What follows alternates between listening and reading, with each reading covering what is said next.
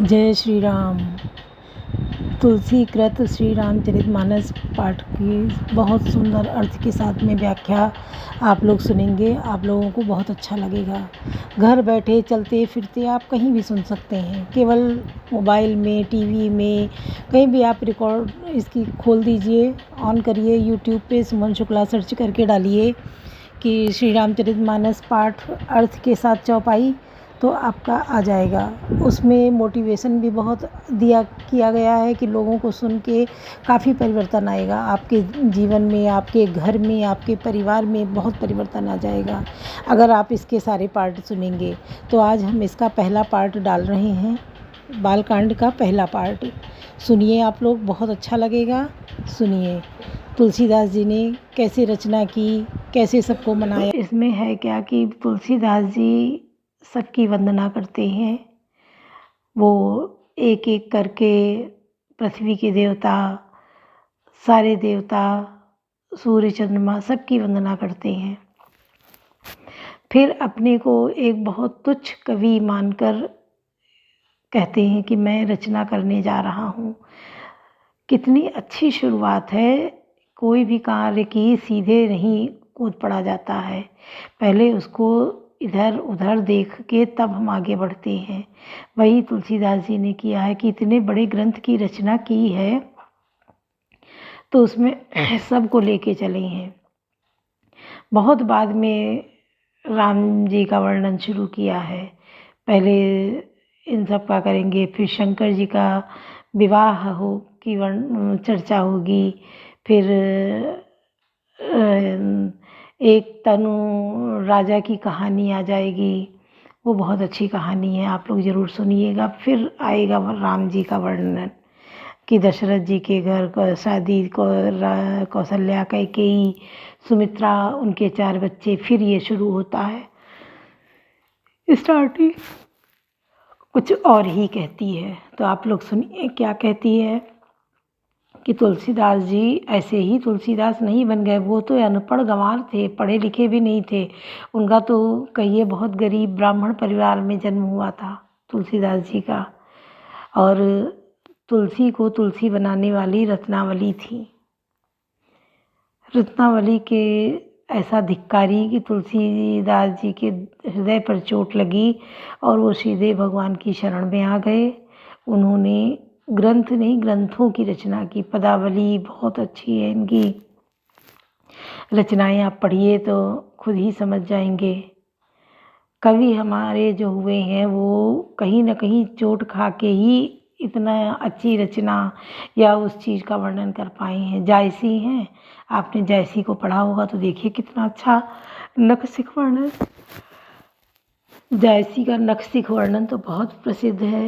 और थे बहुत कुद्रूप, बहुत ही कुद्रूप थे। एक तो काले थे, ऊपर से चेचक के दाग थे उनके चेहरे पे, बहुत कुद्रूप थे। लेकिन उन्होंने इतनी अच्छी रचनाएं की हैं। श्रृंगार वर्णन, नखशिख वर्णन बहुत अच्छा उनका है जायसी का। रहीम रसखान कृष्ण भक्त थे मुसलमान, लेकिन वो कृष्ण भक्त थे।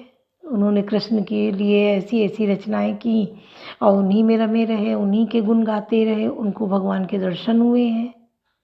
देखो, जिस पर कृपा होगी वही उनका गुण बखान कर सकता है, वरना हर कोई नहीं कर सकता है। पढ़ के कोई अगर चाहे हम इतना अच्छा ना, जब आत्मा बोलती है जो, वो सही बोलती है।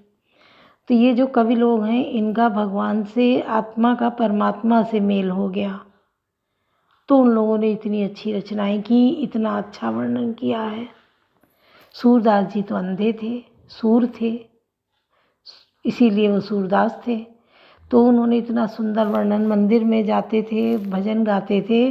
और उस दिन भगवान कृष्ण को जो वस्त्र श्रृंगार होता था, जिस कलर के वस्त्र पहनाए जाते थे, जो श्रृंगार होता था, उसका वो सटीक वर्णन कर देते थे सूरदास जी।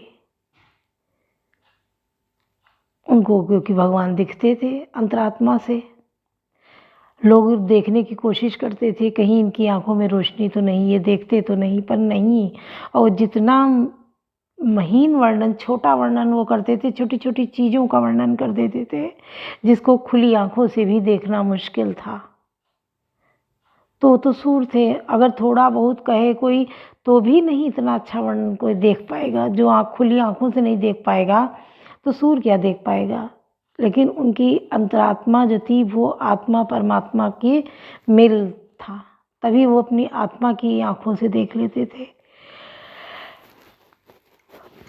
और कृष्ण जी का इतना बढ़िया वर्णन कर देते थे। उस दिन इनका जो श्रृंगार किया जाता था, जिस कलर के कपड़े पहनाए जाते थे, कान में क्या पहने हैं, गले में क्या पहने हैं, उनकी बांसुरी क्या है, उस पर लटकन है कि नहीं है, ये सब वर्णन कर देते थे सूरदास जी। और इतने अच्छे पद गाते थे, इतनी अच्छी लय में गाते थे कि सब उनके जो शिष्य थे उनको अपनी रचनाओं में लिख लेते थे, क्योंकि वो तो गाते थे, फिर चला गया उनके मन से जो आया, जो समझ में आई लाइनें वो चलती चली गई, गाते चले गए, पिछला छूट गया तो लोग उसको लिख लेते थे। लिखने से क्या हुआ कि हम लोग भी आज उनको समझ पा रहे हैं कि वो क्या थे और कैसा बोलते थे, कैसा गाते थे। चाहे मीराबाई हों, मीराबाई तो ऐसी वक्त में उसमें लीन हुई कि मेवाड़ और कहाँ मायका कहाँ ससुराल और चित्तौड़ और मेवाड़ सब छोड़ दिया उन्होंने। एक राजमहल राजा के यहाँ की पली राजा के यहाँ शादी, और उन्होंने सब छोड़ दिया, घर बार मंदिर में बस गई जाके, चली गई वहाँ गांव से, उस शहर राजा राज्य से ही बाहर हो गई। तो वहाँ परेशानी आ गई, दोनों जगह बहुत परेशानी आ गई, हर तरह की अकाल सा पड़ने लगा तो सब परेशान हुए। पहले उन लोगों ने मीरा को दुत्कारा था, उनकी हंसी उड़ाई थी, मजाक बनाया था, उनको ताने मारे थे, उनके लिए उल्टा सीधा बोला था, इतना ज़्यादा बोला कि उनको छोड़ के जाना पड़ा, वो राज्य ही छोड़ दिया मीरा ने। और जब वहाँ चली गई तो उस राज्यों में अकाल पड़ गया, भुखमरी आ गई, बीमारियाँ आ गई, लोग परेशान हो गए। जब इतना परेशान हुए तो उनको लगा नहीं मीरा की वजह से हुआ, हम लोगों ने मीरा को इतना परेशान किया, तिरस्कार किया, इस वजह से मीरा को लाना चाहिए।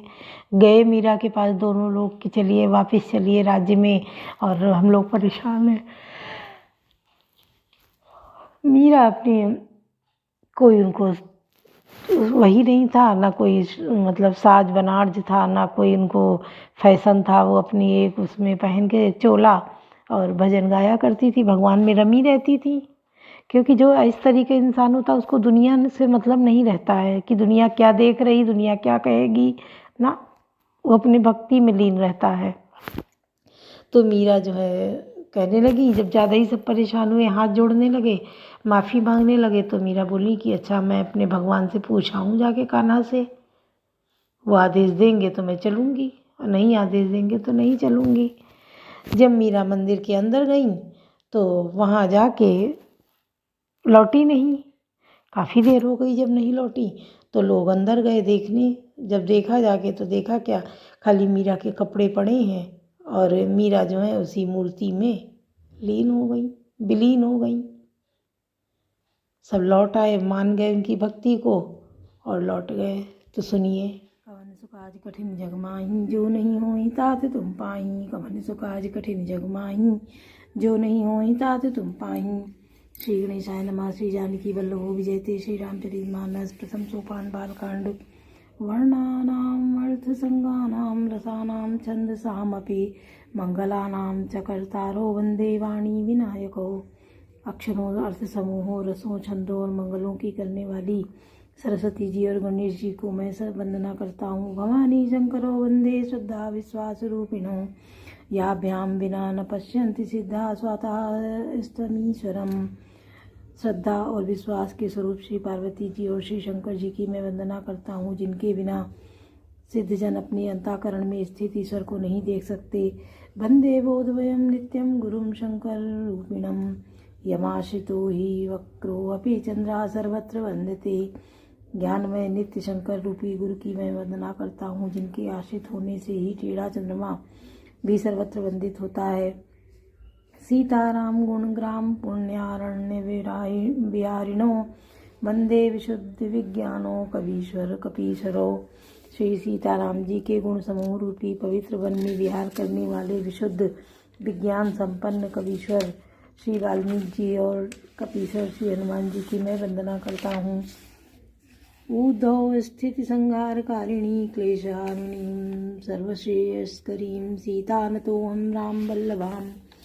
उत्पत्ति स्थित पालन और संहार करने वाली, क्लेशों की हरने वाली तथा संपूर्ण कल्याणों की करने वाली श्री रामचंद्र जी की प्रियतमा श्री सीता जी को मैं नमस्कार करता हूँ। यन्मायस्वर्चित विश्वम अखिलम ब्रह्मादिदेवासुरा यत्त्वादृशयो भाति सकलं रज्जो यथार्हिर्भ्रमः यत्पादप्लवमेकमेव हि भवाम्बोधेऽस्तीर्षावतां वन्देऽहं तं शेषकारणपरं रामाख्यामीशं हरिम्। जिनकी माया के वशीभूत संपूर्ण विश्व ब्रह्मादि देवता और असुर हैं, जिनकी सत्ता से रस्सी में भी सर्प के भ्रम की भांति यह सारा दृश्य जगत सत्य ही प्रतीत होता है, और जिनके केवल चरण ही भवसागर से तरने की इच्छा वालों के लिए एकमात्र नौका है, उन समस्त कारणों से पर सब कारणों के कारण और सबसे श्रेष्ठ राम कहानी वाले भगवान हरि की मैं वंदना करता हूँ।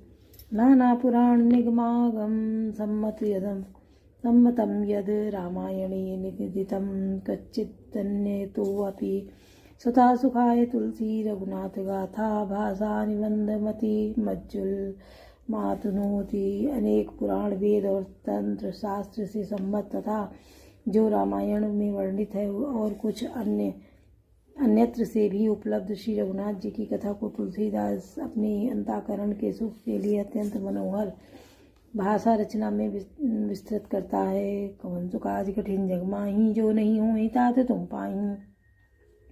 जो सुमिरत सिद्धि होय गणनायक करि वरवदन करहु अनुग्रह सोय बुद्धिराशि शुभ गुण सदन। जिन्हें स्मरण करने से सब कार्य सिद्ध होते हैं, जो गणों के स्वामी और सुंदर हाथी के मुख वाले हैं, हे वे ही बुद्धि के राशि और शुभ गुणों के धाम श्री गणेश जी मुझ पर कृपा करें। मुँह को होय वाचाल पंगु चढ़ई गिरिवर गहन जासु कृपा सुदयाल द्रवौ सकल कलि मलदहन। जिनकी कृपा से गूंगा बहुत सुंदर बोलने वाला हो जाता है और लंगड़ा लूला दुर्गम पहाड़ पर चढ़ जाता है, वे कलयुग के सब पापों को जला डालने वाले दयाल भगवान मुझ पर द्रवित हों। नील सरोरु श्याम तरुण अरुण बारिज नयन करहु सुममुर धाम सदा क्षीर सागर शयन। जो नील कमल के समान श्याम वर्ण है, पूर्ण खिले हुए लाल कमल के समान जिनके नेत्र हैं और जो सदा क्षीर सागर में शयन करते हैं, वे भगवान नारायण मेरे हृदय में निवास करें। कुंद इंदु समुदय उमा रमन करुणा अयन जाय दीन परनी करो कृपा मर्दन अयन मयन। जिनका कुंद के पुष्प और चंद्रमा के समान गौर शरीर है, जो पार्वती जी के प्रियतम और दया के धाम है, और जिनका दीनों पर स्नेह, वे कामदेव का मर्दन करने वाले शंकर जी मुझ पर दया कर कृपा करें।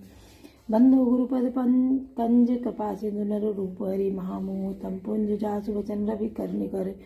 मैं उन गुरु महाराज के चरण कमल की वंदना करता हूँ, जो कृपा के समुद्र और नर रूप में श्री हरि ही हैं, और जिनके वचन महामोह रूपी घने अंधकार के नाश करने के लिए सूर्य किरणों के समूह हैं। बंधु गुरुपद पदम परागा सुरुचि सुभाष सरस अनुरागा अमी अमूरी मैं चूरन चारू समन सकल बहुरुज परिवारू। मैं गुरु महाराज के चरण कमलों की रज की वंदना करता हूँ, जो सूरज सुंदर सुस्वाद सुगंध तथा अनुराग रूपी रस से पूर्ण है। वह अमर मूल संजीवनी जड़ी का सुंदर चूर्ण है, जो संपूर्ण भाव रोगों के परिवार को नाश करने वाला है। सुकृति संभूतन विमल विभूति मंजुल मंगल मोद प्रसूति जनमन मंजुक मुकुर मलहरणी किए तिलक गुण गण बस करणी। वह रज सुकृति पुण्यवान पुरुष रूपी शिव जी के शरीर पर सुशोभित निर्मल विभूति है और सुंदर कल्याण और आनंद की जननी है। भक्त के मन रूपी सुंदर दर्पण के मैल को दूर करने वाली और तिलक करने से गुणों को समूह को वश में करने वाली है। श्री गुरुपद नख मणिगण ज्योति सुमिरत दिव्य दृष्टि होती दलन मोह तम सप्रकाशु बड़े भाग उर आवई जासु। श्री गुरु महाराज के चरण रखों की ज्योति मणियों के प्रकाश के समान है, जिसके स्मरण करते ही हृदय में दिव्य दृष्टि उत्पन्न हो जाती है। वह प्रकाश अज्ञान रूपी अंधकार का नाश करने वाला है, और वह जिसके हृदय में आ जाता है उसके बड़े भाग्य हैं। उदरई बिमल विलोचनी के मिटई दोष दुख भव रजनी के सूझई रामचरित मनि मानिक गुपुत प्रकट जहाँ जो जही खानिक। उसके हृदय में आते ही हृदय के निर्मल नेत्र खुल जाते हैं और संसार रूपी रात्रि के दोष दुख मिट जाते हैं और श्री राम चरित्र रूपी मणि और माणिक के गुप्त और प्रकट जहाँ जो जिस खान में है सब दिखाई पड़ने लगते हैं। कवन सुकाज कठिन जग माही जो नहीं हो तात तुम पाही यथा सुअजन अंज द्रग साधक सिद्धि सुजान कौतुक देखत सैल बन भूतल भूरि निदान। कवन सुकाज कठिन जग माही जो नहीं हो तात तुम पाही। जैसे सिद्धजन को नेत्रों में लगाकर साधक सिद्ध और सुजान पर्वतों वनों और पृथ्वी के अंदर कौतुक से ही बहुत सी खाने देखते हैं। बोलो सियावर रामचंद्र की जय, पवन सुत हनुमान की जय, लाडले लखन लाल की जय।